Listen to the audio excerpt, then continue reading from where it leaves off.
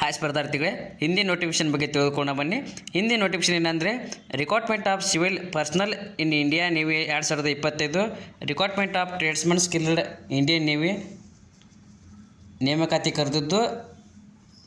ಇದರಲ್ಲಿ ಖಾಲಿರೋ ಹುದ್ದೆಗಳು ಎಷ್ಟಿವೆ ಮತ್ತು ಏಜ್ ಲಿಮಿಟ್ ಏನು ಮತ್ತು ಕ್ವಾಲಿಫಿಕೇಷನ್ ಯಾವ ರೀತಿ ಇರಬೇಕಂತ ನೋಡೋಣ. ನೋಡೋಕ್ಕಿಂತ ಮುಂಚೆ ಇನ್ನೂ ಯಾರು ಚಾನಲ್ಗೆ ಸಬ್ಸ್ಕ್ರೈಬ್ ಆಗಿಲ್ಲ ದಯವಿಟ್ಟು ಸಬ್ಸ್ಕ್ರೈಬ್ ಮಾಡ್ಕೊಳ್ಳಿ. ನೋಡಿರಿ, ಪೋಸ್ಟ್ ನೇಮ್ ಬಂದುಬಿಟ್ಟು ಟ್ರೇಡ್ಸ್ಮನ್ ಸ್ಕಿಲ್ ಅಂತೇಳಿ ಪೋಸ್ಟನ್ನು ಕರೆದಿದ್ದು. ಅಪ್ಲಿಕೇಶನ್ನ ನೀವು ಅಫಿಷಿಯಲ್ ವೆಬ್ಸೈಟಿಗೆ ಹೋಗಿ ಅಪ್ಲಿಕೇಶನನ್ನು ಹಾಕಬೇಕು. Official website Indian Navy official website ಆಗಿರ್ತದೆ. ನಾನು ನೋಡೋಣ ಬನ್ನಿ, ವೇಕೆನ್ಸಿ ಯಾವ ರೀತಿ ಖಾಲಿ ಇದಾವೆ, ಕ್ಯಾಟಗರಿ ವೈಸ ಮತ್ತು ಟೋಟಲಾಗಿ ಯಾವ ರೀತಿ ಖಾಲಿ ಐತೆ ನೋಡಿರಿ. ಆಕ್ಸಿಲರಿ ಎಂಬ ಟ್ರೇಡ್ಸ್ನಲ್ಲಿ ಟೋಟಲಾಗಿ 49 ವೇಕೆನ್ಸಿಗಳು ಖಾಲಿ ಇದಾವೆ. ಇನ್ನು ಎರಡನೇದಾಗಿ ನೋಡೋದಾದರೆ ಸಿವಿಲ್ ವರ್ಕ್ಸ್ನಲ್ಲಿ 17 ವೇಕೆನ್ಸಿ ಖಾಲಿ ಇದಾವೆ. ಇನ್ನು ಮೂರನೇದು ನೋಡಿರಿ, ಎಲೆಕ್ಟ್ರಿಕಲ್ ಒಳಗೆ 172 ವೇಕೆನ್ಸಿ ಖಾಲಿದ್ದು. ಇನ್ನು ನಾಲ್ಕನೇದಾಗಿ ನೋಡೋದಾದರೆ ಎಲೆಕ್ಟ್ರಾನಿಕ್ಸ್ ಮತ್ತು ಗ್ರೇ ಅಂತೇಳಿ 50 ವೇಕೆನ್ಸಿ ಖಾಲಿ ಇದ್ದಾವೆ. ಇನ್ನು ಐದನೇದು ನೋಡಿರಿ, ಪೌಂಡ್ರಿ 9 ವೇಕೆನ್ಸಿ ಇದ್ದು. ಇನ್ನು ಹೈಟ್ ಎಂಜಿನ್ ಅಂತೇಳಿ ಅದರಲ್ಲಿ 121 ವೇಕೆನ್ಸಿಗಳು ಖಾಲಿ ಇದ್ದಾವೆ. ಇನ್ನು ಏಳನೇದಾಗಿ ನೋಡೋದಾದರೆ ನಾವು ಇನ್ಸ್ಟ್ರೂಮೆಂಟ್ ಅಂತೇಳಿ ಟ್ರೇಡ್ಸ್ನಲ್ಲಿ 9 ವೇಕೆನ್ಸಿ ಇದ್ದಾವೆ. ಇನ್ನು ಎಂಟನೇದಾಗಿ ಮಷಿನ್ನಲ್ಲಿ 56 ವೇಕೆನ್ಸಿ, ಮೆಕ್ಯಾನಿಕಲಲ್ಲಿ 144 ವೇಕೆನ್ಸಿ. ಇನ್ನು 10ನೇದ್ದು ಮೆಕ್ಯಾನಿಕಲ್ ಸಿಸ್ಟಮ್ಸಲ್ಲಿ 79 ವೇಕೆನ್ಸಿ. ಇನ್ನು 11 ಮೆಚಾಟ್ರಾನಿಕ್ಸ 23 ವೇಕೆನ್ಸಿ, ಮೆಟಲ್ ಒಳಗೆ 217 ವೇಕೆನ್ಸಿಗಳು ಖಾಲಿ ಇದಾವೆ. ಇನ್ನು 13ನೇದು ನೋಡಿರಿ, ಮಿಲ್ ರೈಟ್ ಅಂತೇಳಿ ಇದರಲ್ಲಿ 28 ವೇಕೆನ್ಸಿಗಳು ಖಾಲಿ ಇದ್ದು. ಇನ್ನು ರೆಫರೆನ್ಸ್ ಮತ್ತು ಅಕೌಂಟ್ನಲ್ಲಿ 17 ವೇಕೆನ್ಸಿಗಳು ಖಾಲಿ ಇದ್ದಾವೆ. ಇನ್ನು 15ನೇದು ನೋಡೋದಾದರೆ ಶಿಪ್ ಬಿಲ್ಡಿಂಗ್ನಲ್ಲಿ 226 ವೇಕೆನ್ಸಿಗಳು ಖಾಲಿ ಇದ್ದು. ಇನ್ನು 16ನೇದು ನೋಡಿರಿ, ವೆಪನ್ ಎಲೆಕ್ಟ್ರಾನಿಕ್ಸ 49 ವೇಕೆನ್ಸಿಗಳು ಖಾಲಿ ಇದ್ದಾವೆ. ಟೋಟಲಾಗಿ ಇಂಡಿಯನ್ ನೇವಿಯಲ್ಲಿ 1266 ವೇಕೆನ್ಸಿಗಳು ಖಾಲಿ ಇದ್ದು.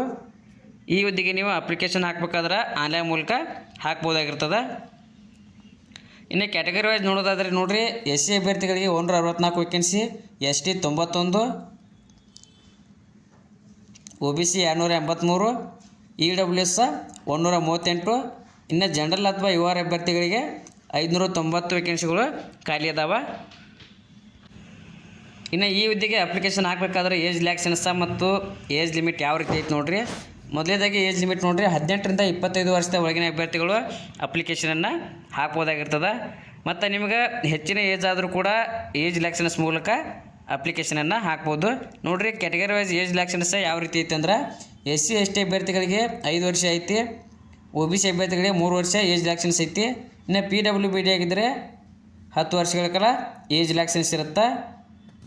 ಇನ್ನು ಎಕ್ಸ್ ಸರ್ವಿಸ್ ಮ್ಯಾನ್ಗೆ ಅವರು ಸರ್ವಿಸಿನ ನಂತರದ 3 ವರ್ಷ ಏಜ್ ರಿಲ್ಯಾಕ್ಸೇಷನ್ಸನ್ನು ನೀಡ್ತಾರೆ.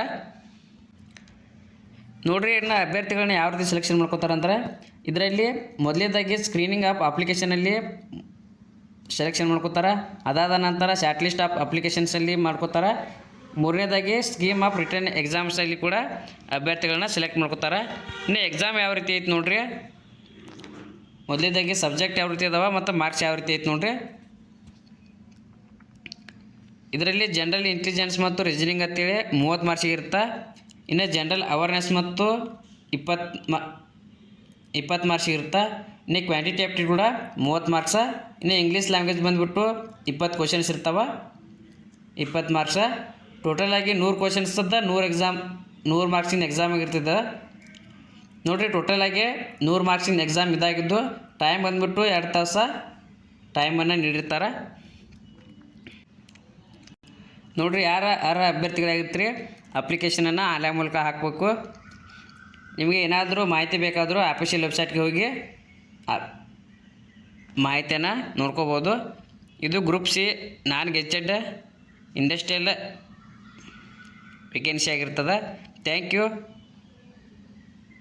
ಇನ್ನು ಸ್ಯಾಲ್ರಿ ಯಾವ ರೀತಿ ಐತೆ ನೋಡಿರಿ, ಇದರಲ್ಲಿ 19,900ರಿಂದ 63,200ವರೆಗೂ ಈ ಹುದ್ದೆಗಳಲ್ಲಿ ಸ್ಯಾಲ್ರಿ ಸಿಗುತ್ತೆ. Thank you. ಇನ್ನೂ ಯಾರು ನನ್ನ ಚಾನಲ್ಗೆ ಸಬ್ಸ್ಕ್ರೈಬ್ ಆಗಿಲ್ಲ ದಯವಿಟ್ಟು ಸಬ್ಸ್ಕ್ರೈಬ್ ಮಾಡ್ಕೊಳ್ಳಿ.